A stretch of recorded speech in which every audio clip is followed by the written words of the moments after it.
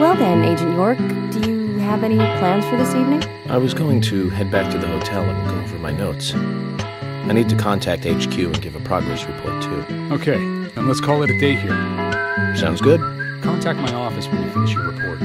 We'll pick you up tomorrow morning. Diane, the owner of the art gallery, should be back soon. All right, then. Let's do that. Hold on, Agent York. We're going out to eat at Nick's Diner. Would you like to come with us? The diner? That might be nice. Thomas is a great cook, but Nick is the real deal. No visit to Greenvale is complete without eating at the A&G. A very appealing proposition. Zach, what do you think? We can always go back to the hotel after eating dinner, or go directly back to the hotel. You decide, Zach.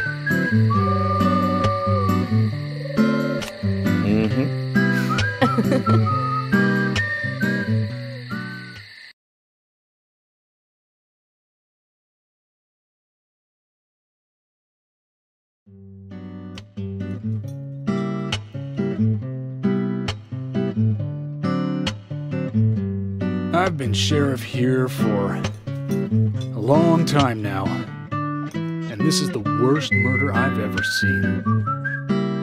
Our town is a little odd in some ways, but it's usually a peaceful place.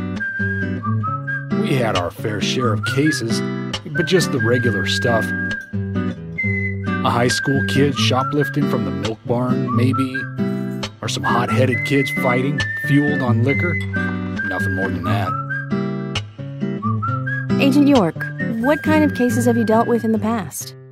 Not much different from those you've just mentioned. The case I was on until last month, well, the guy killed 7 girls in a 3-month period. He sawed their heads off from the neck and took them back to his house. He cleaned the skulls up and used them as utensils in his daily life, to eat from or as a urine cup. He hated women. That was his way of dealing with it. He'd fill skulls with ice, cola, and rum, and he'd down it in one gulp. For him, that was a holy ritual. The question of his mental state was the pivotal point in the court case. Oh, man. For me, he was insane. 100%. Drinking from the skulls, well, that is one thing. But those he had used to relieve himself, he would then just use them to drink from, too. Yeah, that was too much for me. It's just not sanitary. Not sanitary. That's probably not the problem for most of us. What else? An ingenious law school student raped over 800 victims. That was a nasty one. Thank you, Agent York. Now, let's talk about something else. You don't want to hear anymore? That's a shame, isn't it, Zach? I was just about to get to the good part, too. It sounds like you live in a totally different world. I mean, you're like an elite agent who just jumped out from a movie or something. In your eyes, we must look like we're just playing cops and robbers. I give up. I can't compete with you. Don't say that, Emily. The cases you have solved are all full-fledged crimes. A crime is a crime. Size doesn't matter. There is no big and small.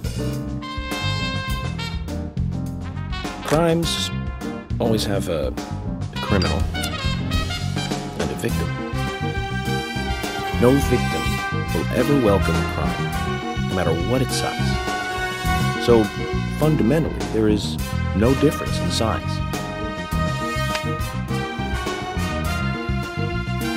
Well said, Agent Morgan.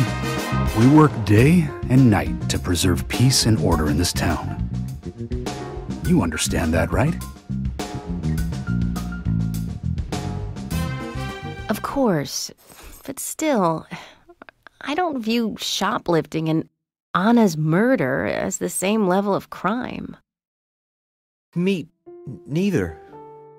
I never even dreamt that such a thing could ever even happen in this town. I keep on expecting to see Anna. Here in this diner, waiting on tables.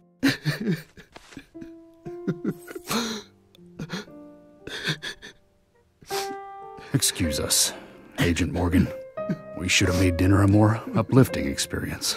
Let's call it a night. Okay. Good night, then.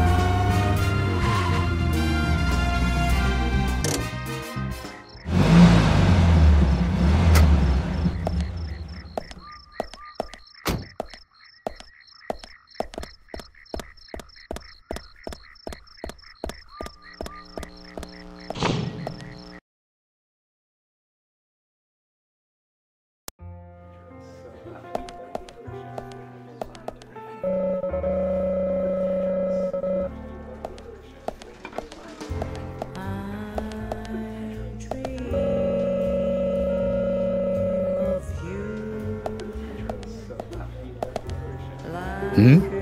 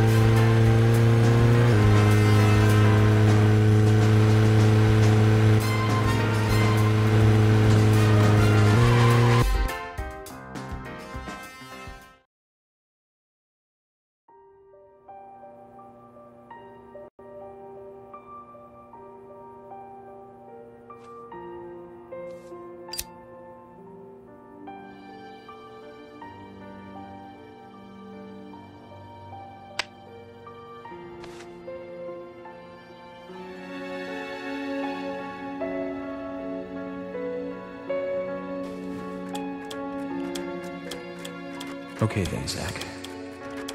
Let's go back over our progress. First, the victim, Anna's death. She was found hanging from a tree in the forest. She was cut open with a knife from her chest down to her stomach. That was the direct cause of death.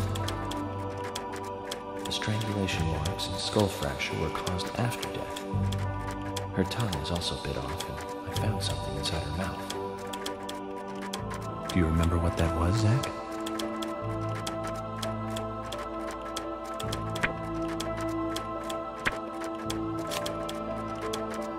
That's right. We found the same red seed in her mouth. According to Emily, it was raining when Anna was killed, but traces of tears were still evident on her face. Which means the perpetrator killed Anna under a roof in the lumber room, and then carried her body into the woods after it stopped raining. We found numerous important pieces of evidence at the site of the crime. A total of 4 things. Knee prints in the grass, a wood chip with little dust, a photo of a man with a tattoo on his back, and one other thing. Do you remember what that was, Zach?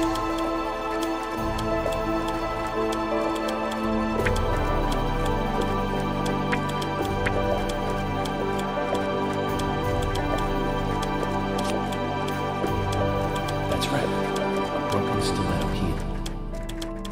Aligning this with the other evidence suggests that 2 people came into contact with Anna's body prior to it being discovered by us. Those being the perpetrator who killed Anna and Miss Stiletto Heel. There is also the possibility that a third party carried Anna to the woods. That means we could be dealing with 3 people. 2 or 3 people. In any case, Miss Stiletto Heel may have vital information. We need to find her next. We didn't use forensic methods, but we're still closing in on the criminal.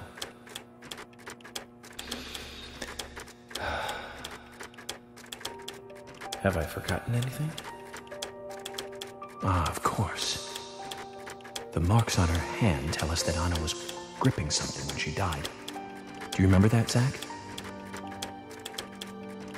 What do you think she was holding on to?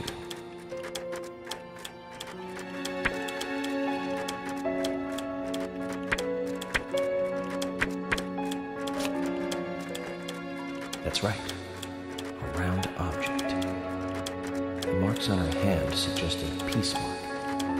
The man in the photo found in the woods had a tattoo of an upside-down peace mark on his back. These 2 could well be related.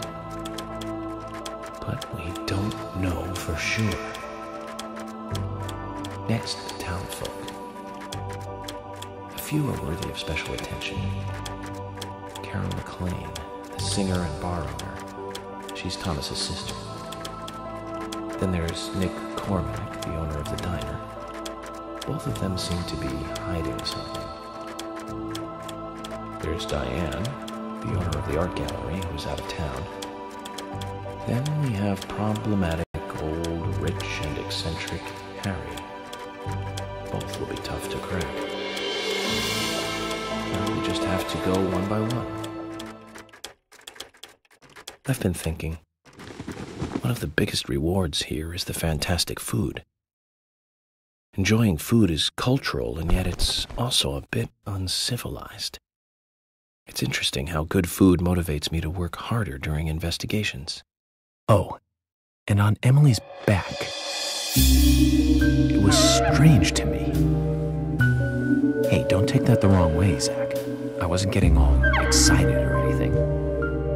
But it did make me feel strange, nostalgic, and sad almost. It's starting to rain. I think this case may take a while.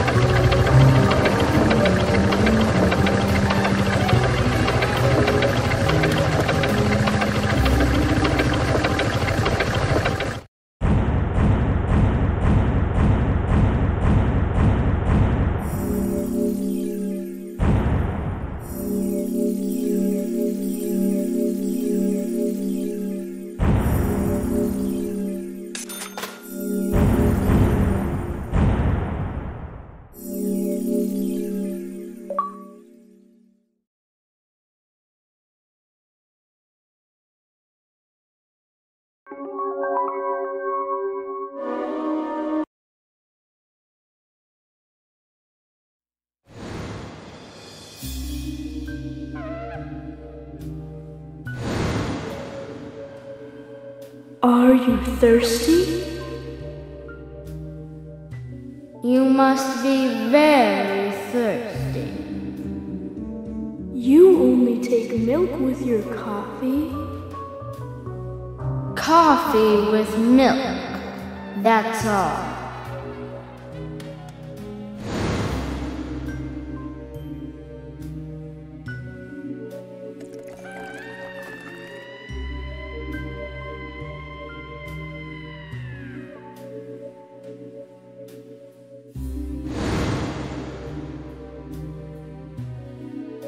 Who are you?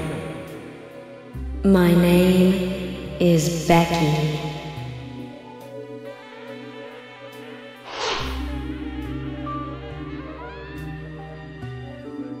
What are you doing here? My name is Becky. Anna's friend? My name is Becky. After your throat is quenched, you must do what you must do. Take a sip of coffee and go.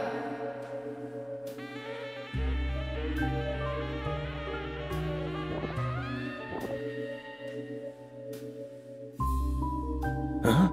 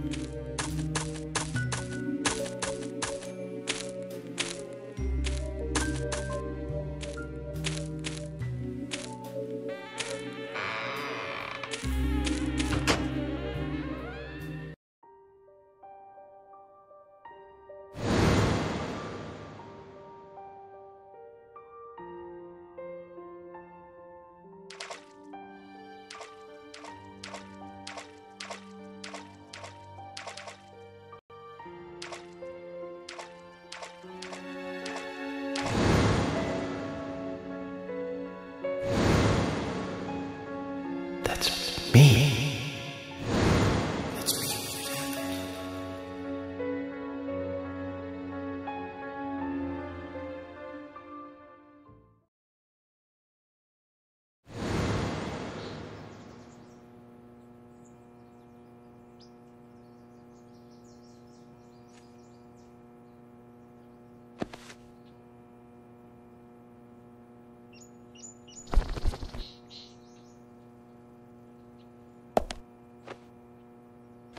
Zach, this case looks like it's directly related to us.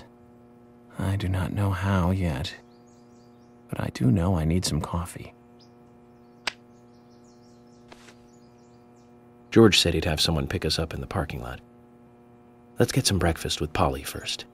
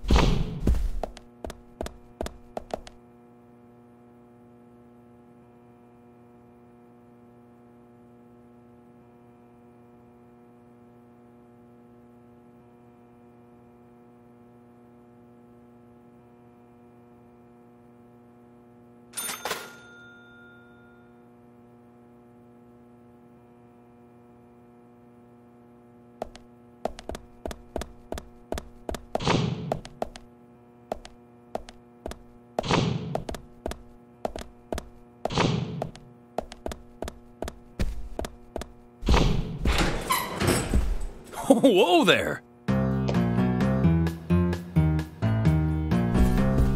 Did you need something? No, I was just passing by. I didn't think anybody else was here other than Polly. The door opening like that it surprised me, that's all.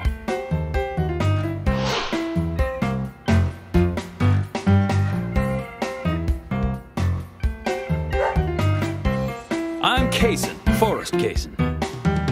Nice to meet you. I travel a whole lot, you see, selling tree saplings. Just the usual salesman doing the usual road trip.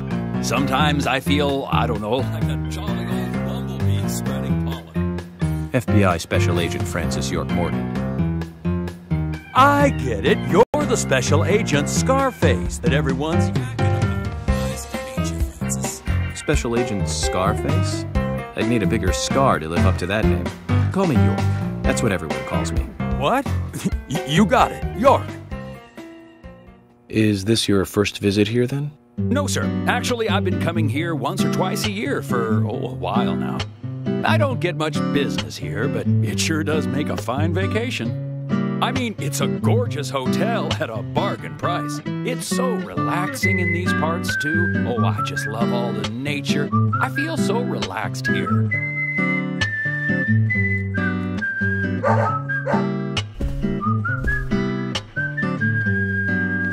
Say hi to Willie. Oh, don't worry, he's a good boy. Do you like dogs? Hey, Willie. How are you doing?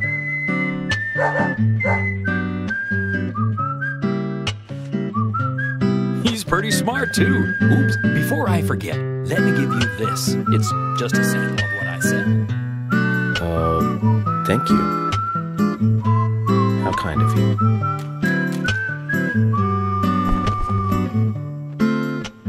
So, what brings the old FBI out here? Sounds like more than just a vacation. A murder, actually. The perpetrator is still out there. Try to stay indoors at night and during the rain. We want to prevent it from happening again, okay?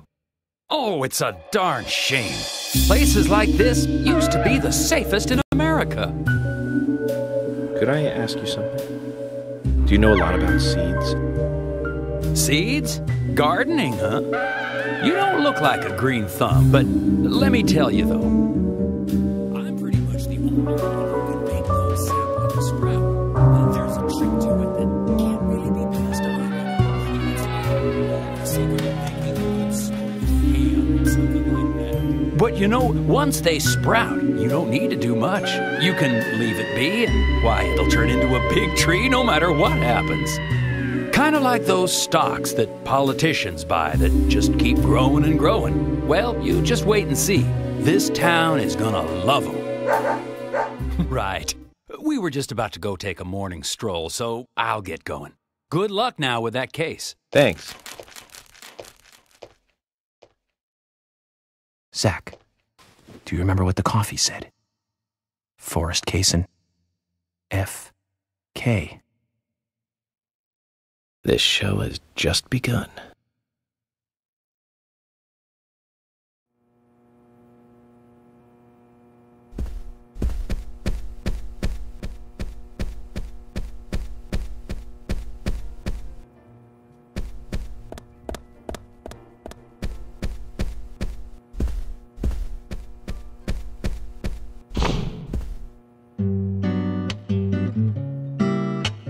Breakfast looks as good as yesterday's.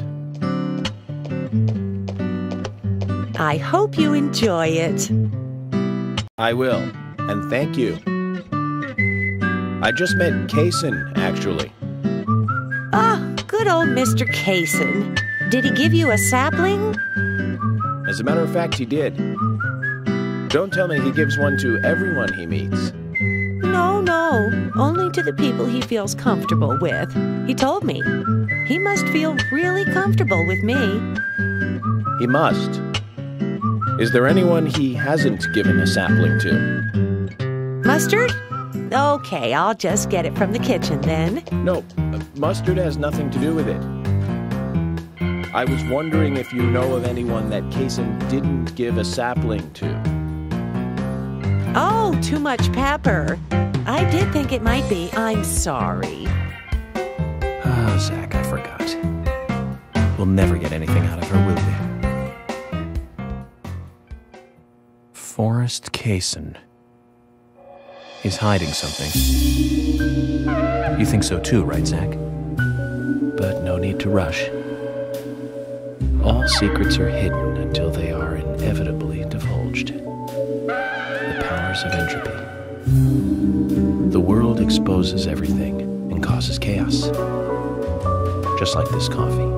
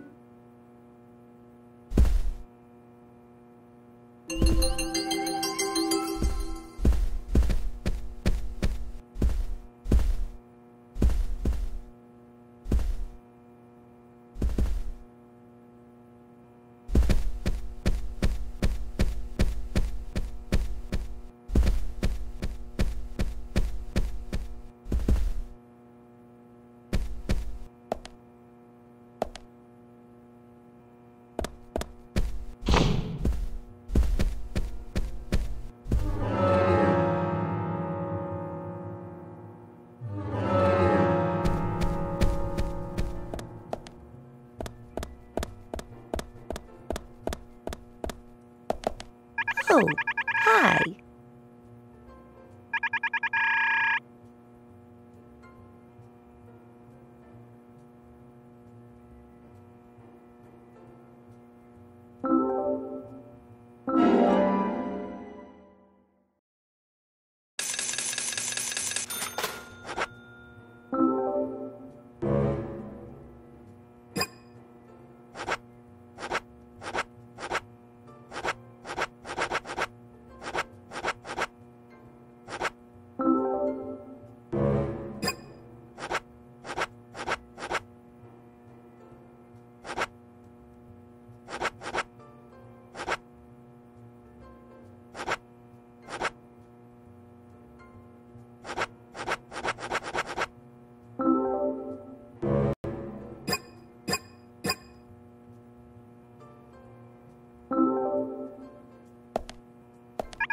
Oh, hi.